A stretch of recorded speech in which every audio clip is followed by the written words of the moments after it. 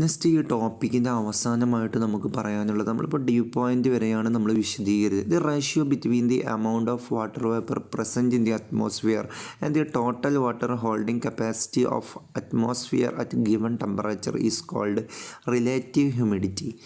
What is relative humidity എന്ന് പറഞ്ഞാൽ എന്താണ്, അഥവാ ആപേക്ഷിക ആർദ്രത എന്ന് പറഞ്ഞാൽ എന്താണ്? നമുക്കറിയാം, സാധാരണ രീതിയിൽ ഈ ഒരു അന്തരീക്ഷത്തിന് ഹോൾഡ് ചെയ്ത് വെക്കാൻ കഴിയുന്ന, അവിടെ പിടിച്ചു വെക്കാൻ കഴിയുന്ന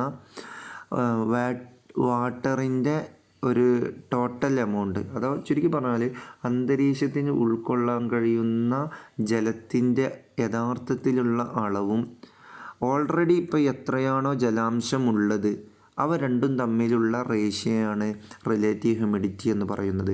വളരെ സിമ്പിളായിട്ട് പറഞ്ഞാൽ, ഇപ്പോൾ അന്തരീക്ഷത്തിൽ ആക്ച്വലി എത്രയാണോ വാട്ടർ കണ്ടൻറ്റ് ഉള്ളത് അതിനൊരളവുണ്ടാവും. നമ്മളിപ്പോൾ ഒരു ഉദാഹരണമായിട്ട് അതൊരു 1.5 കിലോ നമ്മൾ കൂട്ടാം. 1.5 കിലോ വാട്ടർ വേപ്പർ ഇപ്പോൾ ഓൾറെഡി അന്തരീക്ഷത്തിലുണ്ട്. ഇനി അതിൻ്റെ ഹോൾഡിങ് കപ്പാസിറ്റി എത്രയാണ്? 3 കിലോ വരെ നമ്മൾക്ക് ഈ ഒരു അന്തരീക്ഷത്തിൽ ഹോൾഡ് ചെയ്ത് വെക്കാനുള്ള കപ്പാസിറ്റി ഉണ്ട്. അപ്പോൾ ഇത് രണ്ടും തമ്മിലുള്ള ഒരു റേഷ്യോ ആണ് നമ്മൾ എന്ത് പറയുന്നത്, റിലേറ്റീവ് ഹ്യൂമിഡിറ്റി എന്ന് പറയുന്നത്. റിലേറ്റീവ് ഹ്യൂമിഡിറ്റി കണ്ടെത്താൻ നമ്മൾ എന്താണ് ചെയ്യേണ്ടത്? Absolute humidity by total holding capacity of the atmosphere at particular temperature.